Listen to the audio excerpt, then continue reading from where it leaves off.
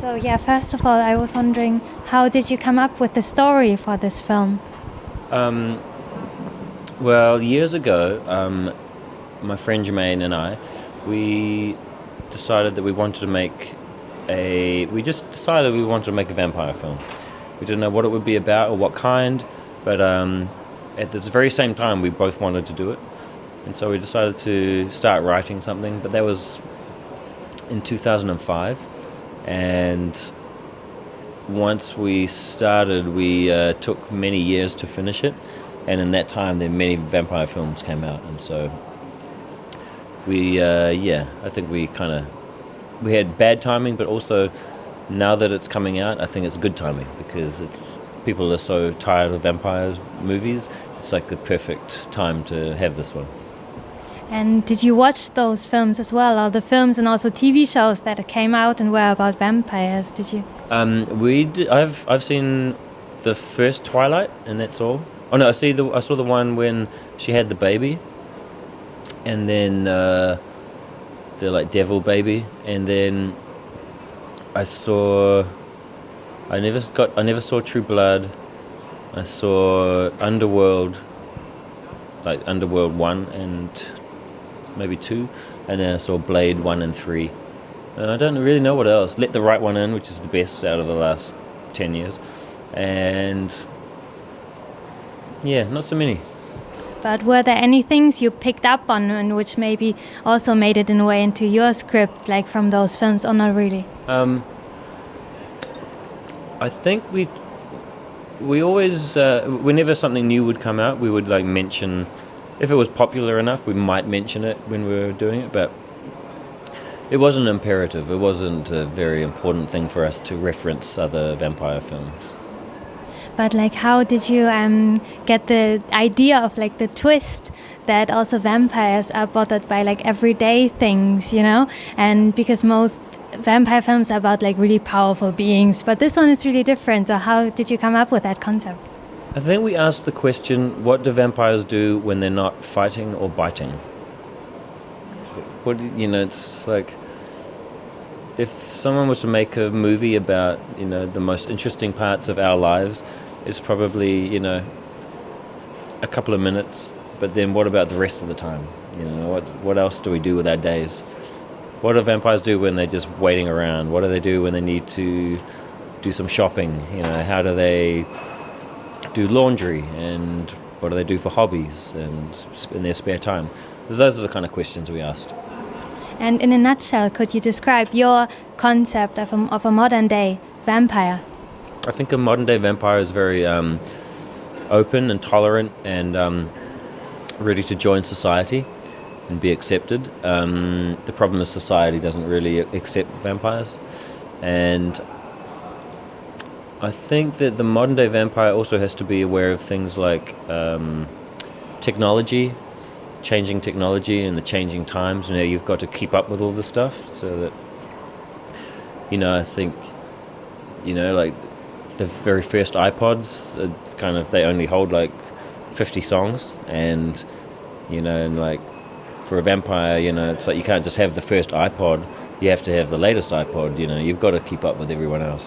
So I think that's important, and also I think that they also have to know about things like recycling, because when you live forever, you're going to see the effects of global warming and and not recycling, and so it's really important, and it's like quite a big responsibility for vampires to recycle.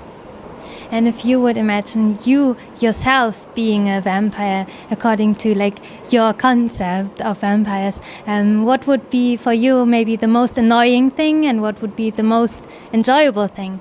Well, the most annoying thing about being a vampire for me would be not having a reflection, because it's if you're trying to button up something or tie your tie or just dress up, then it's pretty annoying if you turn up somewhere and the button's wrong or the tie's crooked. So that would be the most annoying thing for me. And the best thing? The best thing would be flying.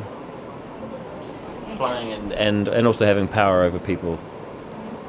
And then I was wondering, how did you come up with all of the characters in the film? Because they're really different in a way. So how did you come up with them? We just tried to look at three types of character that would have good conflict between all three of them whilst living in the same house. And then we also wanted to base the three vampires on Dracula, Interview with a Vampire, and The Lost Boys, like those three movies. And then because they're all from different time eras in a way as well, how did you, and they all have different ages, how does that come into the movie? Like, what difference does it make? Well, again, I think it's about tolerance and learning to accept people for who they are. And, because Deacon, who was 183 years old, to us, to Vladislav and Viago, he's like a kid. He's like an annoying kid, but he's already nearly 200. So, he's, it's age is just a number. It's sort of, it's how old you feel inside. And then how was it for you to work with Jemaine Clement, because he's also a friend of yours, right? You've worked together on many projects. So how was it to come together again and to work together again? It's always nice. It's always good. We've known each other for a long time, and we always work the same way. We never work together. Yeah. And what was the most fun about shooting this movie, and also the most difficult? I think the most fun was we were shooting with our friends. So everyone in the film we know, because they're all our friends, and dressing up and being stupid and just hanging around with your friends and making a movie. There's nothing more fun than that. And the most difficult? Shooting an entire movie with only a small amount of time, and there was rushing around and desperately trying to get stuff, but also it was like a small complaint because most of it was fun. And then I was also wondering about your future plans. Like, what are you going to do in the future? Do you already have new projects lined up, or? Yeah, I'm writing different things, so I'm not sure which one will be next, but hopefully shoot something later in the year, and then Jemaine and I are writing new things, but I'm not shooting anything right now. But you're also doing other work, right? You're also a photographer and artist. How do you manage to do all of these things? Well, I don't really manage to do those things so much because film takes up a lot of time. But when I can, I try and keep doing as much as I can.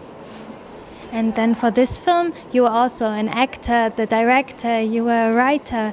How was that to do all these things also at the same time?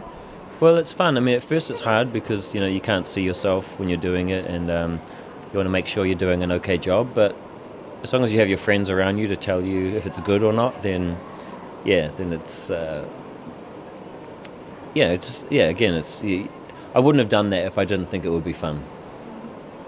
And if you compare New Zealand, like films from New Zealand, with, for example, Hollywood films, what do you think is the most different? Because, for example, German films are really distinctive. Like, you can really say they're really different to like Hollywood films. How's that difference with New Zealand films? I think New Zealand films in general, they look very nice, and sometimes they can be a little light on story, like and often they're very serious. We don't often make comedies, so I think Jemaine and I and a couple of other people are the only ones who do it, but I'm hoping that more and more people do. And also, like, from the aesthetics of movies, like how they look like, the images, are there differences as well?